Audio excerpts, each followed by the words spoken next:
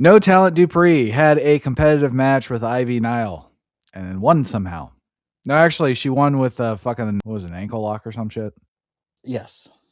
So she has the same stupid theme. She came out smiling during her entrance like a goddamn Barbie. This wasn't a squash match because that would have illustrated Dupri's ascension into badassdom. Instead, she just makes mean faces to close the end of the match, and we're supposed to be impressed and ignore the fact that she got roughed up by someone who never wins that she towers over. The snuff films were a waste of fucking time. Dupri is a waste of fucking time. Women's wrestling is a waste of fucking time. Come on. What sense does this make? I don't know. Outside of all that, yes, we had a 15-minute match with Maxine Dupri, who thought that was a good idea. You might as well have just passed out pillows and blankets for that. Okay, to start the match, Niall did a schoolboy. Dupri kicked out, and then she started hitting her face like Cody does. Then she did that fucking kip up with that Drew McIntyre stare. It's just, she's not organic. Just because Ivy Nile looked good tumbling for her does not make her a badass. She should have beat her in like a minute. We just saw 2 weeks of her going through the dungeon with Sensei Natty Neidhart. Mm-hmm. So what was the fucking point of all that? She's going through all these women. You saw going through these women, making them tap, making them tap, making them tap. She works her way up to Natty Neidhart to the point where she's making Natty Neidhart keep going after making her tap. And then she comes out, she's smiling. Oh, look at me. She might as well just skip to the ring like AJ Lee since she's stealing everybody else's moves.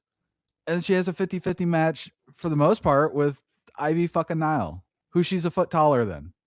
Make it make sense. It doesn't. I guess what they were trying to convey is, which is even worse, is that she's like some ring general now. They're trying to show that like she's a mat technician. I don't know. They're trying to show she's more than just a pretty face. When putting her in a 15-minute match is not what I would consider a good idea. When The the match opponent, wasn't that bad. The psychology was shit, though. That's my problem.